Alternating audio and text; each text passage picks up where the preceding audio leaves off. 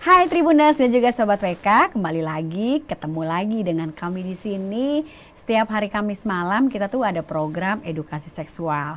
Membahas tentang berbagai macam problem dan masalah-masalah seksual tentunya yang berkaitan dengan edukasi ya. Bukan yang lain-lain loh ya. Jadi kalau Tribuners dan juga Sobat WK pengen tahu lebih dalam apa sih problem-problem dan masalah-masalah yang terkait dengan seksual, monggo loh bisa bisa tulis di kita nih pertanyaan-pertanyaannya, karena kita punya narasumber yang terbaik di sini yang udah terkenal, yang udah sering banget diteleponin, di WhatsAppin, dibikin sering dicurhatin lah sama Tribun dan Sobat WK. Tapi tentunya saya mau menyapa dulu rekan saya. Selamat malam Kang Cecep. Selamat malam. Dan selamat malam Dokter Binsar yang udah selalu ditunggu-tunggu tiap Kamis malam. Keren banget nih si dokter ini, aduh luar biasa. Sampai ke redaksi tuh bilang, jadwal Dokter Binsar kapan lagi Mbak? Nah gitu loh dok. Baik, untuk malam ini kita akan bahas kenali penyakit yang berkaitan dengan kebugaran seks. Nah, itu apa aja sih dok? Ya, jadi buat membaca Tribun Warta Kota, kita harus tahu ya tentang yang namanya penyakit-penyakit. Ya, tidak semua penyakit itu directly atau langsung mempengaruhi yang namanya kehidupan seks. Ya, ada beberapa penyakit yang memang ternyata mempengaruhi kehidupan seksual. Nomor satu tuh diabetes. Diabetes. Iya. Makanya untuk laki-laki ya dok? Perempuan juga. Sama dua-duanya. Sama. Baik. Jadi bagi laki-laki diabetes itu merusak pembuluh darah. Namanya angiopati diabetikum. Ya. Jadi pembuluh darahnya itu mengalami yang namanya bolong-bolong. Kerusakan. Nah, bolong-bolong itu akan menyulitkan darah untuk berkumpul. Ereksi pasti hilang. Libido juga hilang. Bagi wanita ternyata kering. Karena diabetesnya itu?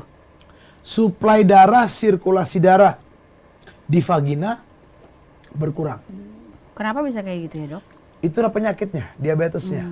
Karena pembuluh darahnya kan udah rusak nih. Sehingga darah tidak otomatis atau berkurang masuk ke dalam dinding dari vagina, mukosa. Akhirnya berkurang, kering bari. Libido juga hilang. Dan yang pasti hormon testosteron, estrogennya juga berkurang. Jadi itu nomor satu, paling luar biasa, paling berpengaruh, paling berdampak, insiden paling tinggi itu diabetes. Nomor dua, hipertensi. Hipertensi ternyata mempengaruhi pembuluh darah. Dan pembuluh darah itu bagi seorang pria sangat vital. Kan pembuluh darah yang diameternya sama pada seorang pria itu 3 kan Cecep Mbak Ari. Ya. Penis, jantung, otak. Ini tiga-tiganya krusial ini. Ya, penis, jantung, otak. Bisa kita bayangkan kalau hipertensinya akan mempengaruhi tiga-tiganya. Dan begitu kena hipertensi maka ereksi hilang. Jadi berhubungan dengan darah semua yang tadi dokter sebutkan itu ya?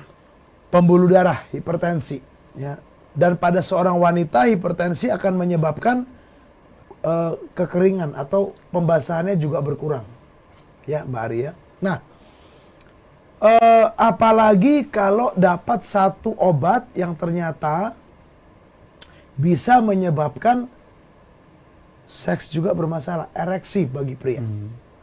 Golongan beta blocker. Apa tuh dok? Obat hipertensi golongan beta blocker. Oh, itu bahaya. Ya, yang akhirannya lolol, propanolol, betaprolol. Pokoknya lolol itu dibuktikan dan secara teori memblok ereksi. Dan semua pasien yang datang sama saya yang hipertensi atau penyakit jantung yang dikasih preparat atau obat yang seperti itu, ereksi pasti hilang. Pasti kacau gitu ya dok ya? Hilang. Oke. Itu kedua, hipertensi. Ya, jadi nomor 1 diabetes, nomor 2 hipertensi. Nomor 3 itu kalau pernah dengar penyakit tiroid. Pernah ya, dokter? Tiroid ya. hormon T3, T4-nya tinggi, ya, yang suka gemeter, badan kurus tiba-tiba, ya, badannya kurus tiba-tiba, deg-degan, keringat, tiroid itu. Dan ternyata itu menyebabkan juga ereksinya berkurang. Pada seorang pria. Pada seorang wanita, pembasahan yang biasanya berkurang. Ya. Lalu, penyakit apa lagi? Pada seorang pria, prostat. Oh, prostatnya. Tapi bukan prostatnya. Apa dok? Obatnya. Oh jadi semua karena obat-obat Obat ya dokter ya? dari pembesaran prostat jinak, ya. Obat dari pembesaran prostat jinak itu menyebabkan ereksi hilang, Kang Cecep, Pak Ari. Jadi obat dari pembesaran prostat itu menyebabkan ereksi atau libidonya juga hilang. Ya. Jadi saya mau katakan obat juga ada berkaitan dengan penyakit. Tetapi directly yang betul-betul langsung itu nomor 1 diabetes. Paling parah ya dok? Paling Tertinggi parah, gitu ya dok ya? tertinggi. Ini diabetes. Ya, baru setelah itu penyakit-penyakit yang istilahnya bicara penyakit-penyakit degeneratif. Degeneratif itu artinya kemunduran. Apa aja Mbak Ari? Contoh, sakit lutut, osteoartritis. Kalau orangnya kesakitan, mana lagi dia punya libido? Udah fokus sama sakitnya ya dok ya? Dia punya, aduh, sakit lambung. Hati-hati Kang Cecep. Oh, itu degeneratif Loh, ya? iya, degeneratif. Lalu apa? Pikun, demensia. Ya. Lalu apa lagi? Mungkin pernah punya namanya riwayat sakit stroke atau pembuluh darah yang tersumbat. Alzheimer juga ya dok? Bisa, saraf. Yang bersifat mundur, degeneratif. Nah, itu juga akan bisa mempengaruhi kebugaran seksual. Nah, di sini harus kita hati-hati. Tetapi pertanyaannya berikut, apakah bisa diobati nggak ya? Gitu. Berarti menopause juga bisa dong dok? Yes, menopause juga sebetulnya kan bukan penyakit. Iya sih. Menopause itu adalah satu proses fisiologis normal pada seorang wanita mengalami mundur. Pertanyaannya bisa diobati nggak menopause-nya? Ya enggak lah, menopause-nya harus menopause. Harus terjadi. Ada banyak gitu ya, wanita-wanita, Mbak Ari, yang chat sama saya menghubungi, bisa nggak menopause saya ditunda? Ya ampun, bagaimana caranya ya? Bisa nggak Kang Cecep? Ya nggak bisa. Itu alami ya Mbak Ari ya. Iya. Semakin cepat menstruasi pertama, maka semakin cepat pula usia datangnya menopause. Semakin lambat datangnya menstruasi pertama, maka menopause akan semakin mundur. Itu rumusnya. Jadi, lalu pertanyaan berikut, kalau menopause itu tidak bisa kita cegah, apakah menopause suatu penyakit? Tidak. Menopause bukan suatu kondisi penyakit. Tetapi gangguan seks akibat dari menopause bisa kita perbaiki. Ya. Nah, satu lagi kondisi yang menyebabkan penyakit yang berkaitan dengan kebugaran seks bagi seorang wanita. Apa itu? Semua penyakit di mana pusat-pusat produksi estrogen, rahim, indung telur diangkat. Oh. Tumor jinak di rahim, miom, Kista tumor, gitu, dok. ya problem indung telur, kista ovarium, atau yang akhirnya diangkat ovariumnya. Karena apa Mbak Ari? Karena estrogennya drop. Pasti seksnya nggak bugar. Makanya itu kayaknya kalau dokter obgyn biasa tuh hati-hati banget ya dok. Betul. Kalau untuk mengatasi kayak miom atau kista gitu ya. Karena ini berbicara kualitas hidup si wanita tersebut.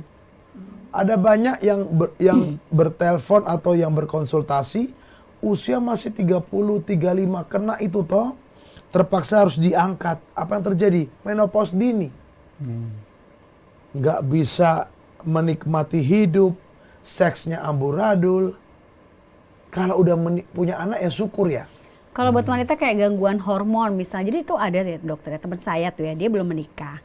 Tapi dia menurut dokter Dr. Objin, dia tuh punya gangguan hormon, peningkatan produksi prolaktin. Ya, cemas. Itu orang cemas, stres. Hati-hati dengan prolaktin.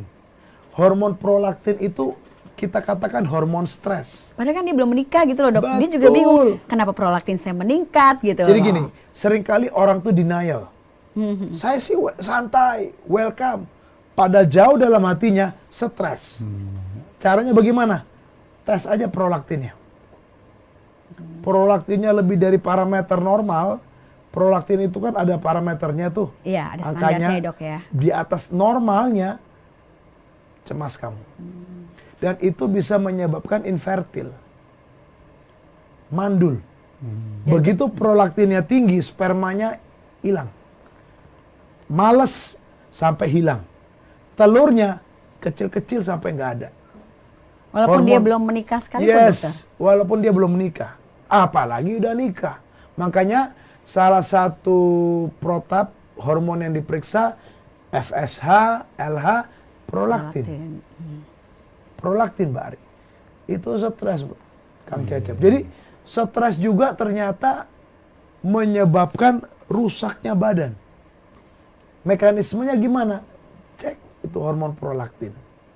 Bikin rusak badan tuh gimana maksudnya dokter? Jadi Gemuk begini, dia atau makin kurus kah? Nggak.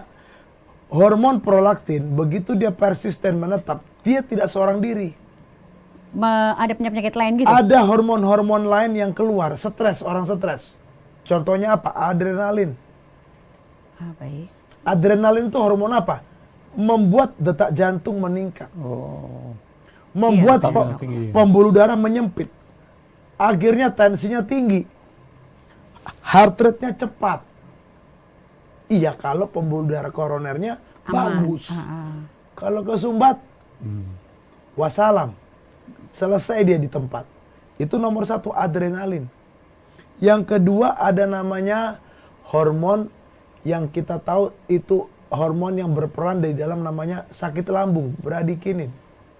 Untuk Ya. pria Gitu maupun ya? wanita Iya. gitu ya dokter ya? Iya. Mahal toget gitu ya? Iya, sakit lambung. Nah, terus dan hormon-hormon lain. Dan paling sering akhirnya itu kalau itu persisten menetap di dalam tubuh, maka yang bisa terpengaruh daya tahan tubuh. Cepat pilek. Oh, jadi imunnya drop Imunnya gitu ya, dokter turun. ya? Lep- Jadi ya cuma Kayak nggak seger gitu juga nggak sih, Dok? Iya. Soalnya tampilan teman saya tuh kayak gitu dok. Nggak bugar, nggak imunnya Gampang rendah, capek gitu ya, dokter gampang ya. capek. Jadi kalau orang stres, jadi pembaca Tribun Warta Kota, kalau ada yang namanya stres, punya pikiran mumet ya, depresi, sampai kecewa, apalagi sampai nggak bugar seks, coba tes prolaktin. Itu biasanya lebih tinggi dari normal. Lalu pertanyaannya, ada obatnya nggak? Ada. Normalnya berapa dok? Range-nya? Range-nya itu kalau nggak salah di angka sekitar di atas 15-an sampai kalau nggak salah itu hampir 100 lah atau di atas 100 lah, itulah ada range-nya begitu. Tapi itu harus masuk dalam range. Kalau sudah di atas range, Anda stres. Pertanyaannya ada obatnya nggak? Sekarang ada. Ada yang. Minumnya nggak tiap hari, 2-3 kali seminggu. Oh. Keras ya dok obatnya Ya. ya? Untuk menurunkan hormon prolaktin. Karena hormon ini bahaya nih. Serem ya. Iya. Stres itu ternyata bisa merusak. Iya. Makanya benar juga ya. Jadi ilmu kesehatan, ilmu kedokteran, seksualitas dengan psikologi, wah, Nyambung ya, Dok, ya? nyambung semua. Iya, iya. Dan menarik gitu. Iya, sangat luas ya. Luas. Gitu. Terus ini dok, apa kalau misalnya ada pria yang sudah terlanjur punya penyakit diabetes, bukan diabetes, tensi ya, Hipertensi. hipertensi sama prostat itu kan pengaruh obat nih. Nah, dia kan dilema dok. Ya. Kalau tidak diobati dia penyakitnya terus kalau minum obat ada faktor ke Ya, hormon tadi. Bagaimana itu Pak? ini pertanyaan bagus nih Kang Cecep nih. Dan banyak saya temuin. Prostat bermasalah. Minum obat, maaf tidak saya sebutkan namanya. Minum obat pasti letoy. Ereksi hilang. Kalau saya ditanya bagaimana? Mungkin alangkah lebih baiknya diangkat itu prostat. Diambil. Tur prostat. Jadi reseksi prostat. Jadi prostatnya diambil. Itu tidak berpengaruh efek samping ke ereksi? Jadi setelah prostat diambil, perlu minum obat lagi nggak, Kang Cecep?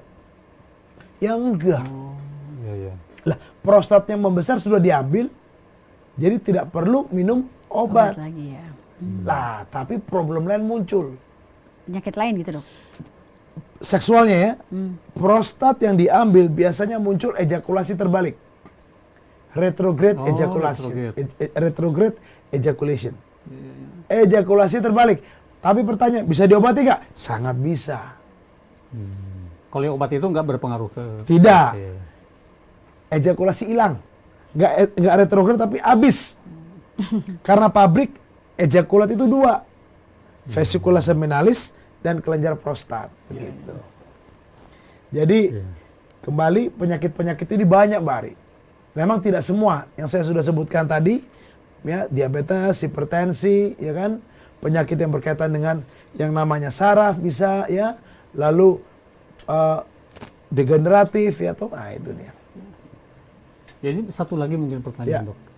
Kalau misalnya tuh untuk kasus prolaktin kita berobatnya kan kalau misalnya soal hormon ke dokter Binsar, kalau misalnya lambung ke dokter penyakit dalam, kalau diabetes juga gitu kan.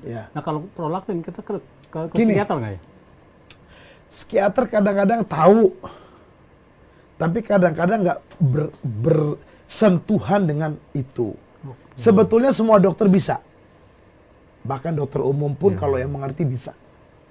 Cuman menjadi masalah kadang-kadang kita nggak sampai concern di sana. Contoh testosteron.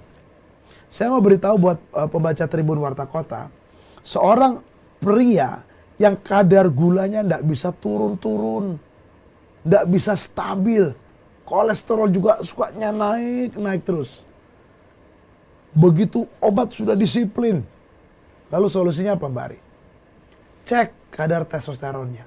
Itu terakhir ya, opsi terakhir ya dok ya. Dan ternyata saya buktikan bahwa perbaikan kadar testosteron itu memperbaiki kadar gula darah, stabil. Kadar kolesterol lebih stabil, tubuhnya lebih bugar. Begitu, ya. Oke dok, mungkin sekarang saatnya dokter menyampaikan highlight penelitian untuk pembaca Tribuner dan juga sahabat WK. Ya. Termasuk alamat praktek dan ya. Baik, kita hidup di kota Jabodetabek, megapolitan. Betul. Ya, tapi talk show ini akan terus berbicara di seluruh dunia.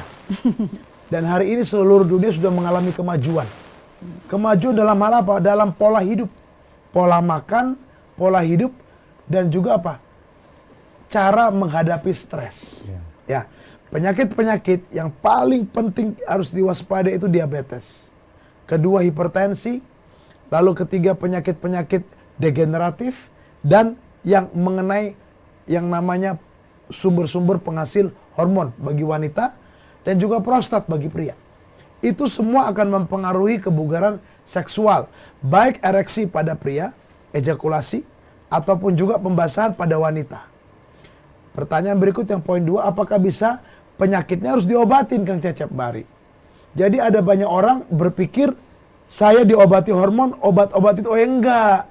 Obat-obat harus mungkin kalau perlu minum obat rutin silakan. Seksual bisa diperbaiki.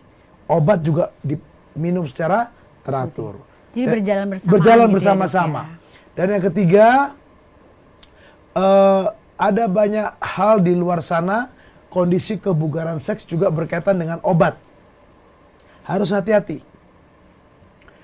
Bila bapak ibu minum obat, terutama kaum pria, lalu ereksinya hilang, segera konsultasikan.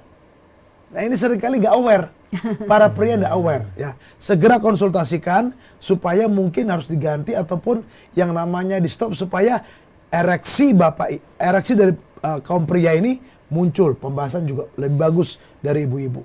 Dan perlu support dari wanita, dari pasangannya, baik wanita ataupun pria ya. Kalau mengalami problem yang namanya penyakit yang mempengaruhi kebugaran seksual.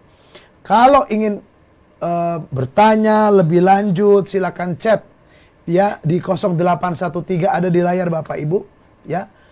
82317586. Silakan chat 0813 82317586. Saya jawab. Tapi mohon jangan telepon Bapak Ibu ya, chat saja ya. Saya praktek Kang Cecep Bahari ada di Pondok Indah, di Depok dan di Bogor. Mungkin itu saja ya informasi yang kita bisa share ya. Nanti kita akan sambung dengan topik yang lebih menarik lagi. Oke, baik Dok. Sobat WK dan Tribuners, ini topik yang cukup menarik dan penting. Tapi saya dengan Mbak Ari dan dokter akan pamit untuk hari Kamis ini, dan kita akan ketemu lagi di Kamis minggu depan dengan topik yang lebih menarik. Selamat malam. Selamat malam. Sampai bertemu lagi.